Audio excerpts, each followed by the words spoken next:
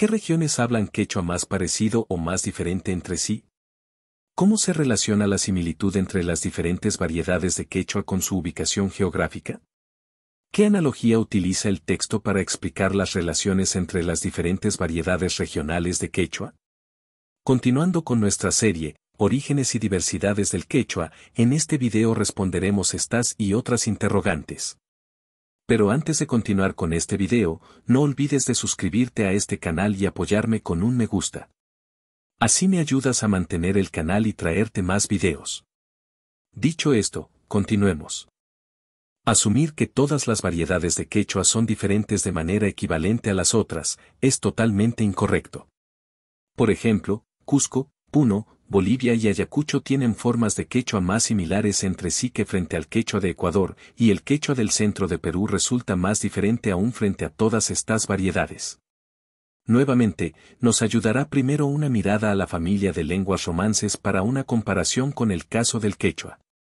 Los hablantes de castellano encuentran fácil comunicarse con una persona que habla portugués o italiano, pero más difícil con quienes hablan francés o rumano. Esto se debe a que el castellano es más similar al portugués y al italiano, pero más diferente al francés y al rumano. Pero también hay lenguas que están en el límite de dicha distinción. El catalán es un intermedio entre el castellano y el francés, así como el gallego es un intermedio entre el castellano y el portugués. Esto no significa que las lenguas intermedias sean una mezcla de las otras dos lenguas, sino que únicamente hay una cadena entre estas tres lenguas, A, B y C. Esto también es muy común en el quechua, pues las diferentes regiones quechua hablantes usualmente forman cadenas, donde las que están en el medio son los intermedios de aquellas que están en los extremos.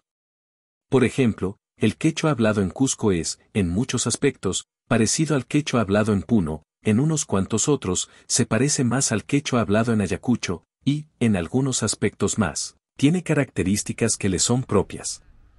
En este sentido, Cusco puede ser considerado intermedio entre los otros dos quechuas, aunque, como se dijo, no una mezcla de ellos.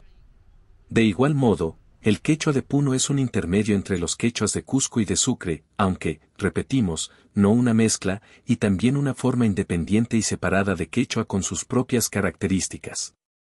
En efecto, si usted fuera hacia el norte partiendo del sur de Bolivia, el quechua iría cambiando gradualmente de región en región, a lo largo de toda su trayectoria hasta llegar a Huancavelica y los Andes de Yauyos, cerca a Lima. Sin embargo, entre el quechua de Huancavelica y el de Huancayo, hay una gran ruptura. Estos son muy diferentes, a pesar de que geográficamente están muy cerca el uno del otro. Una analogía que ayuda a comprender cómo es que las diferentes formas regionales de quechua pueden ser más similares o más diferentes que las demás es, nuevamente, la de la familia humana, donde todos los miembros de una gran familia no están emparentados de la misma manera. En última instancia, usted y sus primos tienen ancestros comunes, pero el emparentamiento con aquellos no es tan cercano como el que tiene con sus hermanos. Entre usted y sus hermanos el emparentamiento es inmediato, a través del nexo de la madre, pero en el caso de sus primos se debe retroceder un nexo en su árbol genealógico para encontrar al ancestro común, su abuela. Más o menos ocurre lo mismo con las lenguas. Los quechuas de Cusco, Puno y Bolivia pueden ser considerados como hermanos entre sí. Por otro lado, dado que el quechua de Ecuador es más diferente, este únicamente alcanzaría a ser un primo de ellos y no otro hermano.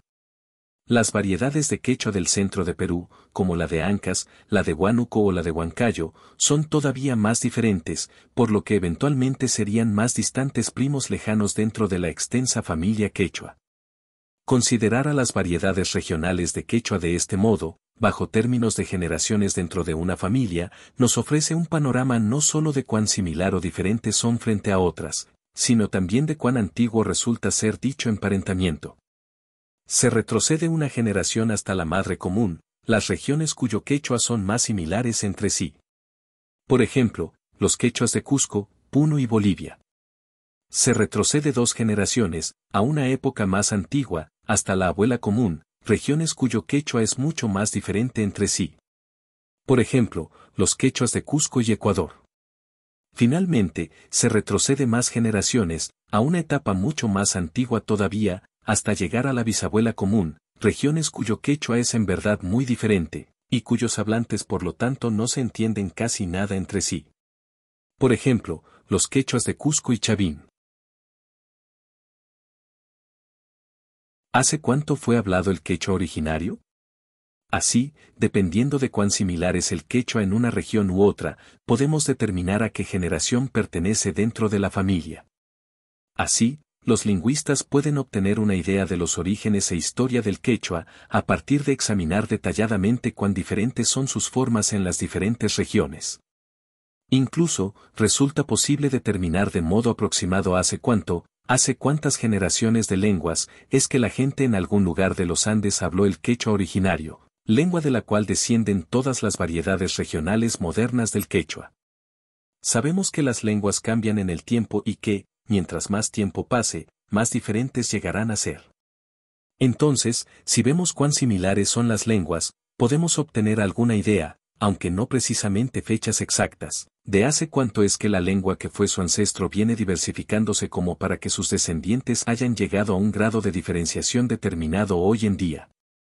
Es decir, por cuántas generaciones ha pasado esta familia y si son las lenguas descendientes hermanos, primos hermanos o, más distantemente emparentados, primos lejanos dentro de la familia en cuestión. En principio, necesitamos echar una mirada a otras familias de lenguas donde sepamos con certeza, a partir de documentación histórica, hace cuánto fue que se diversificaron. Nuevamente la familia romance resulta ser la ideal, dado que sabemos cuán diferentes son cada una de sus lenguas en la actualidad. Además, conocemos el hecho histórico de cuándo fue que su ancestro común, el latín, se diversificó, lo cual ocurrió hace más de 2000 años. Desde que los antiguos romanos expandieron su latín hacia nuevos territorios fuera de Roma, como España, por ejemplo. El resultado de 2 milenios de divergencia es que en la actualidad cada lengua romance es verdaderamente muy diferente de las demás, castellano, italiano, portugués, francés, entre otras. No dejemos de recordar que ya hace varios siglos que el mismo castellano se ha expandido por el mundo y que el proceso de divergencia ya ha empezado de nuevo. Hoy no se habla castellano de la misma manera en las diferentes regiones del mundo.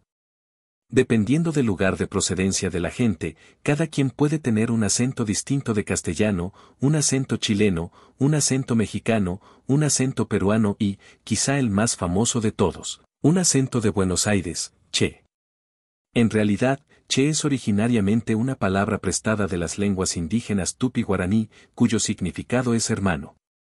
Incluso dentro de un mismo país, como Perú, por ejemplo, la gente puede tener un acento cusqueño, o andino, y decir pollo, con una L muy marcada, asco, afto, o, de otro lado, podría tener un acento limeño, o costeño, y decir algo así como pollo, aco, apto. En este caso, también sabemos acerca de la historia de hace cuánto el castellano se ha expandido por el mundo y de cuándo fue que se diversificó, más o menos desde la época de Colón, aproximadamente hace 500 años. Desde que se iniciaron las diferencias entre las formas regionales y nacionales de castellano alrededor del mundo apenas han pasado aproximadamente 500 años de cambios, y el resultado es que estas diferencias siguen siendo mucho más pequeñas que las existentes entre el castellano y el italiano, o el francés, las cuales llevan más de 2000 años de desarrollo. Ahora comparemos estos dos casos con el quechua.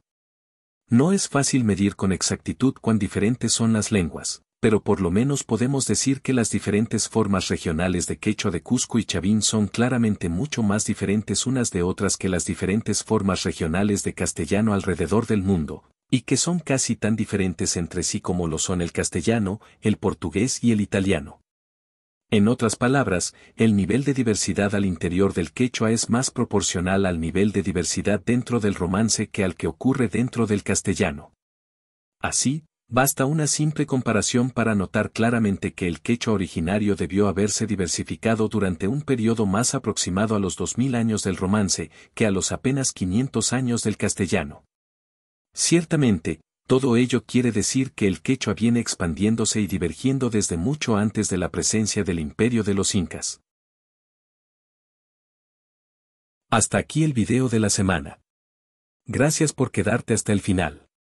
No olvides suscribirte al canal y darle un me gusta.